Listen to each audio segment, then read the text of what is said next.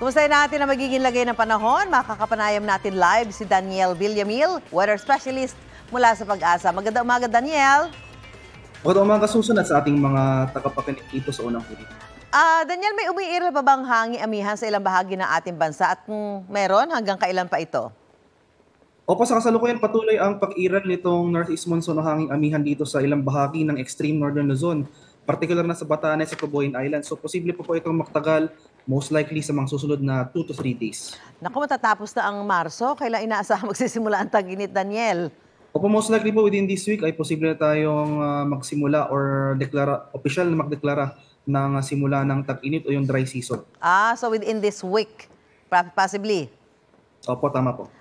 Daniel, kasabay ng deklarasyon nyo kamakailan na tapos na ang La Nina phenomenon, sinabi nyo rin naman na posible sa taong ito ay merong El Nino. Maaapektuhan ba nito yung paparating na tag-init?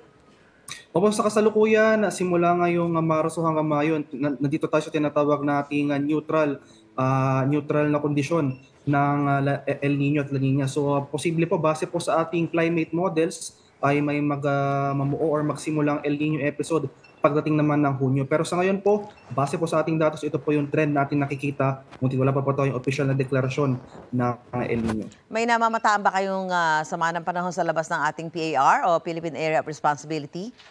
Sa kasalukuyan po, wala naman po tayo minomonitor na low pressure area o sama ng panahon na maaaring makaapekto sa ating bansa sa mga susunod na araw. Ano inaasahan natin lagay ng panahon ngayong araw, lalo na dito sa Metro Manila, Daniel? Opo, for the next 24 hours po, magpapatuloy itong pangkalahatang maaliwalas na panahon sa buong bansa. May chance pa rin ng mga light rains o yung dagliang pag-ambon na dala ng amihan sa Batanes at Cabuuan Islands. At chance naman ng mga localized thunderstorms o yung mga biglaan at panandaliang buhos ng ulan dito sa Metro Manila at sa nalalabing bahagi ng ating bansa.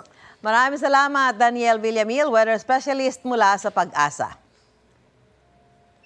Kapuso, mauna ka sa mga balita. Panoorin ang unang balita sa unang hirit at iba pang award-winning newscast sa youtube.com/GMA News. I-click lang ang subscribe button. Sa mga kapuso abroad, maaari kaming masubaybayan sa GMA Pinoy TV at www.gmanews.tv.